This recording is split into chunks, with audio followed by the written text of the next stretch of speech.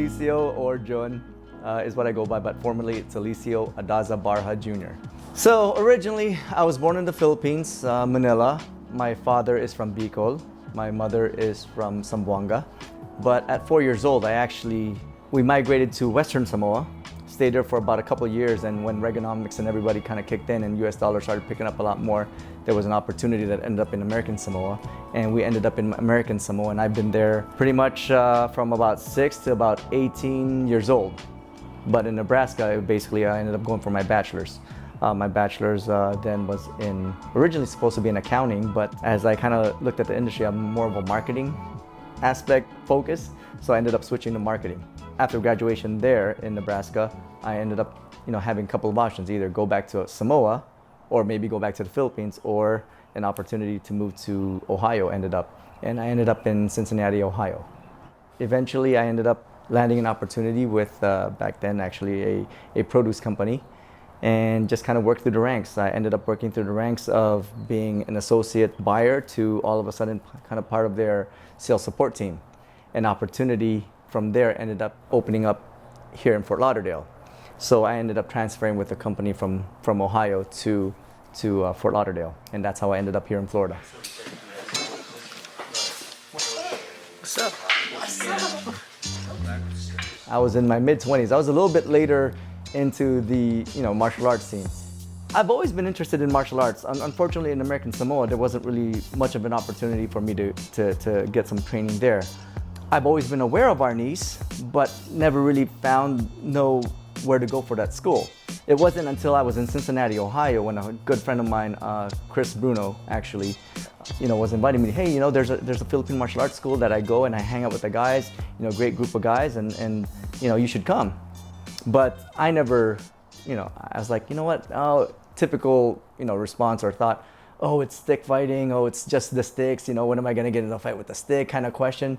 I had the same perceptions of what Arnis was. I ended up going to the Cincinnati Balintawak Club and meeting then Master George Pennefield, who is now Grandmaster George Pennefield, and his other FQI was Rhea Sanchon. But going into that class, very first class, do you know Arnis? Of course. I was like, oh yeah, Arnis with the sticks. And they were just like, okay, that's fine. And Grandmaster George then kind of had me set aside to work with Ray. And Ray explained to me kind of what it is they do, with what is Balintawak. Balintawak is this, and then kind of like just overall FMA, okay, transitioning from stick into how it goes into blade and into basically empty hand, and just overall the pure combativeness of what Filipino martial arts was. I had an introduction there on the very first day, and I said, whoa, this is what Arnis actually is? He goes, yes. The combativeness, the practicality, the foundation of how it built you into combat arts. And I was like, wow, right out of the gate, I was hooked. And I said, you know what? It's been a journey since. When you come back, don't go one, because it's 1, 2, straight forward. Boom. What I found about Balintawak and Filipino martial arts, and I'm sure a lot of Phil-Ams or a lot of Filipinos that grew up elsewhere just kind of maybe can relate to. You're connected to the culture, you're connected to the language, you understand it, but you're still kind of not full, you don't feel like you're fully in tune. When I started doing Filipino martial arts, it was like, oh wow, this took a lot of pride. Like, hey, this is a representation of my culture. This is something from my country, this is my art. So everything that I was learning was on combative aspect was great. It was, as a guy, I was like, hey, this is great. You get to learn how to do this, that, and the other, and how it applies, and how to basically go into the combat aspects of it. But as a culture, I ended up getting a lot more connected, a lot more in tune, and that I think really kind of kept me within the arts. Beyond that, of course, the camaraderie, the brotherhood, the connectivity. There are a lot of great people in Filipino martial arts. You're gonna have your one-offs of things here and there, but for the most part, I could probably tell you some of my the top friends that I have right now are probably all within the Filipino martial arts community. And I think the community aspect of that is a huge plus. Ready, 2. You know, the challenges that I've had with Philippine martial arts is probably more about not realizing what it was. You know, I went into it just because I was like, hey, this is pretty extraordinary. The things that you do, the things that you learn, and the things that you end up finding out, your, capabilities and skills that you grow. And of course, the people. But I never saw it as a martial art. I never understood. I mean, it was my first martial art. I never understood that whole respect thing. You know, to me, it was like you're paying respect because they're the elder. But I didn't realize the whole. I'm just kind of following the lead with everybody else. You know, you come into the dojo, you bow, you pay respect, and you kind of line up and have that structure. I never understood fully until maybe months into it that was kind of the martial culture aspect, right? I just absorbed everything, but I didn't realize the hierarchy of what the directions were. I didn't know that there were political plays that were going on. I didn't know that there was, I didn't know what can or what cannot be done. I was just kind of like open book and absorbing everything. That was one of the challenges, navigating through the politics, I guess, of it. But beyond that, in Filipino martial arts was just the training aspect of it. A lot of it is being taught traditional. A lot of it requires an advanced level student to be able to kind of show you the techniques, show you the directions. When I shifted and moved here, it was a little bit of a challenge because how well are you taken in is one thing. The second thing, each school is different vibes. You go into a school, of course, there's going to be different seniors that are there. I mean, almost everybody there is part of that club that's senior. So the challenges are being able to make sure you connect the bridges and that you're coming basically in good faith and trying to learn. Do you continue waiting for your qualified? I will try, sir.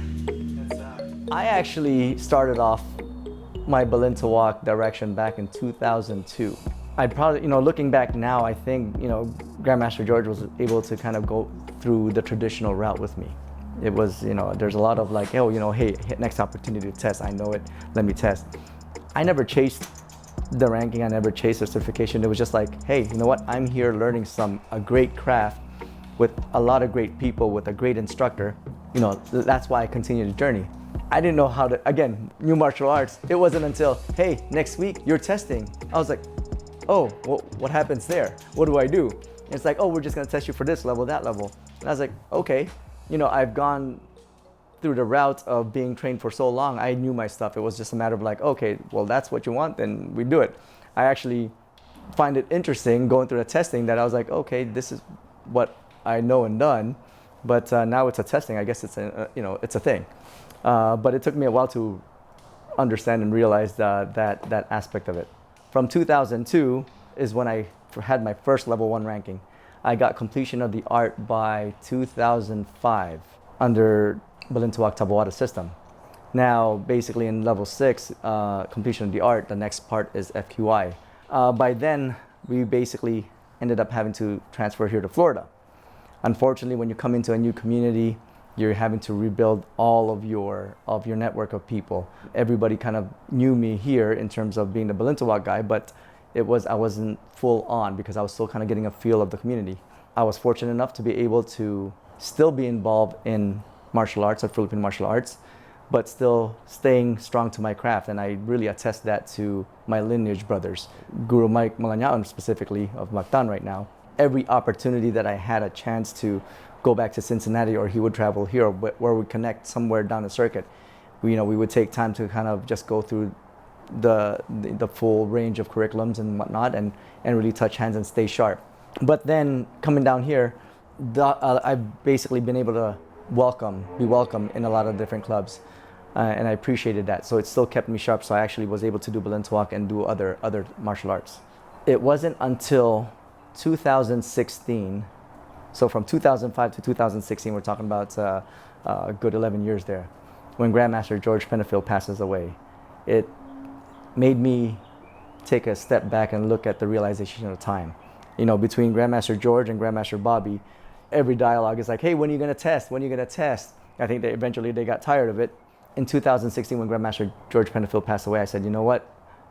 I've been taking for granted the whole time aspect of it. then I said, let me kind of start this journey and really look into what Grandmaster George and Grandmaster Bobby's always kind of asked. It's like, hey, the FQI direction and starting off here in Florida. I've started before previously, but it was more kind of like, hey, just to stay sharp and connected.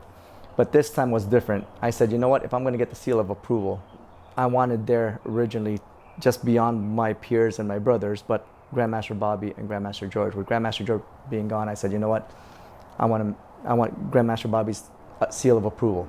So that's where I started on the journey. 2017, basically, I put focus into getting back into the network. I said, all right, let me go see what everybody's doing, touch hands, kind of see where I'm rusty, where I'm not. And it wasn't too far off. And now it was just a matter of finding the student base. Finding that student, because at full qualified instructor, it's no longer just about your journey. It's now about your journey plus somebody else's journey. Part of the requirements is to take a student from wherever to completion of the art, basically to your level. When you get to your level, you're able to then go into full qualified instructorship. And as GM Bobby says, if your student fails, you fail. If your student passes, then you have your opportunity to go from there. The goal was, you know what, now that we've kind of accomplished this goal, it was like to share it with the community, kind of showcase with South Florida. I wanted to make sure GM Bobby had a place here in South Florida as well. So yes, that was kind of part of the structure to cater to the community, share a living legend like Grandmaster Bobby not just within our school, but within the community as well. I mean, there's a lot of knowledge, a lot of experience, and just a lot of insights to what can be offered by some of the greats out there. And that was definitely something that I wanted to make sure that is within our community.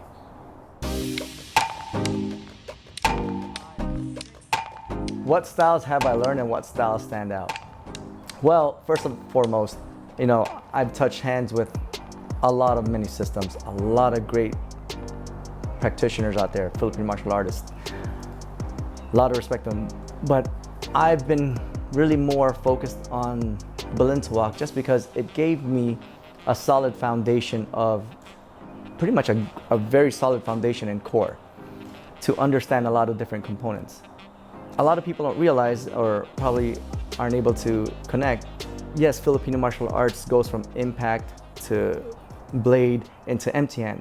But my opinion is that fundamentally, concepts, everything is the same, but there's going to be a change of calibration that you're going to have to do by timing, power, and energies. You're going to have to calibrate on that. So Balintawak has been my core. Other martial arts that are out there that has been kind of an interest. I mean, each one has their particular, I don't say flavor, but certain particular things that they really like to focus on. So I do dabble in other ones, and as Grandmaster Bobby says, hey, you know what? There's things that I like. Hey, bring it and take it. Take it and incorporate it into your own arsenal. But to name a few, there's been Peraza Visuals, because with Paul Rosales being here, and is available in terms of within insights into the system, I've been able to kind of leverage that. It's all within the same range. It's all within the same principles, and understand kind of the aspects of that system. The paete garimot type aspect. There's a whole range understanding of it.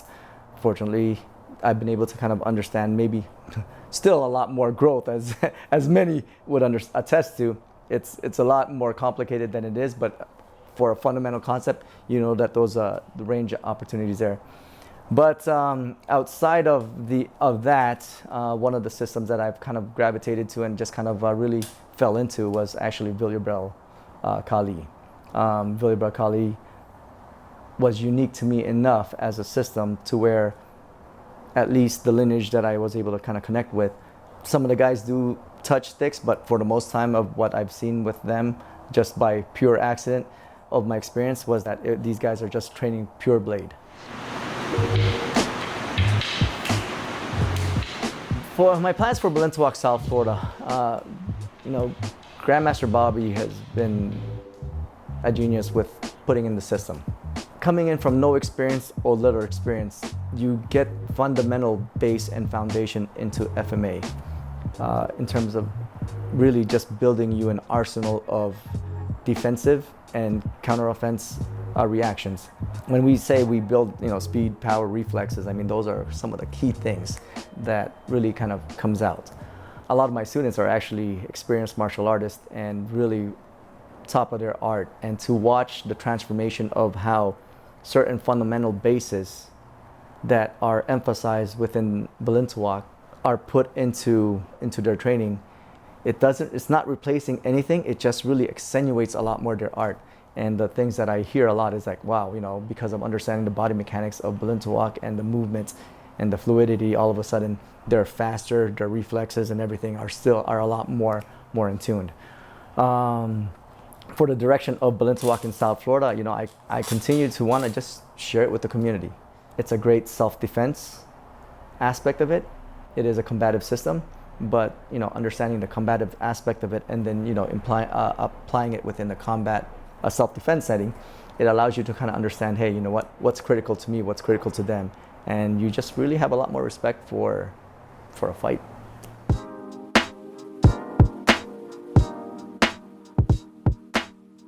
When it comes to a life motto, okay, this is probably one of the gold nuggets I had in my life, and I like to share with my friends.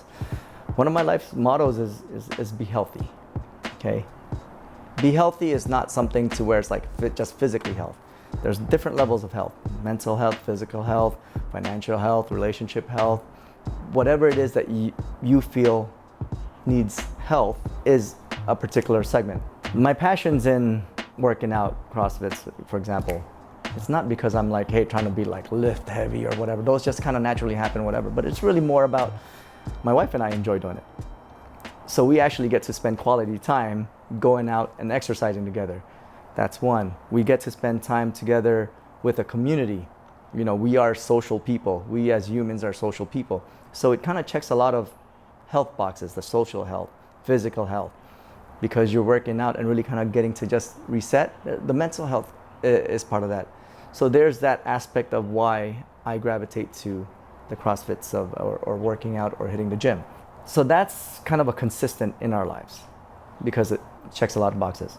The Balintawak aspect, when you get into FMA, and I know a lot of Filipino martial artists gets into this, is that you enjoy the knowledge, you enjoy the skill, you enjoy the people. So again, it checks a lot of boxes. It just so happens that I'm able to grasp and have the understanding of the curriculum and the fundamentals of Balintawak. So it's like now, as an instructor, I was like, okay, hey, you know what? I could guide people through their journeys. I could be a part of people's journeys on there and really share in the passions of that. But beyond why that's a priority is not just because it's a martial art. I mean, I could do any martial art. But as a Filipino representing a cultural art, my cultural art, I kind of say, you know what? I have to hold myself in a different regard to where, hey, you know what? I need to be able to understand it. I need to be able to represent it well. And so being blessed with the opportunity to learn such an art, it's like also added responsibility to represent it well and be able to share it with the community. Okay. So balancing that, so that also becomes a consistent part of the life because it's a necessity. Not a necessity, but it's a passion. It's another, checks a lot of the boxes. Family is always important. Family is always, it's a constant. We are who we are because of our family, because of what holds us ground. Without my family's support, I wouldn't be able to handle managing all of these things. They understand the passions and they understand it's the community that we live in. I mean, a lot of my good friends are within that. And a lot of those good friends, as a family and our families, we all see each other together a lot, or as much as we can.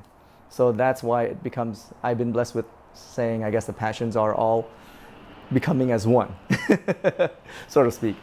In terms of my career, I've been blessed with the opportunity of a career in the produce industry. At the same time, understanding a full business, the entrepreneurship comes out. Now I'm kind of in the real estate with my wife. At the same time, doing the produce industry, doing exporting. It's the hustle in us. The hustle to want to keep financially healthy, to be able to keep your house just kind of put together in terms of being able to afford the different things that maybe, as a family you want to be able to do. So all in all, I mean, the passions all just intertwine and connect versus, oh, this is just a passion I enjoy and do outside here. And you can't just separate them all together. They have to somehow become meshed together.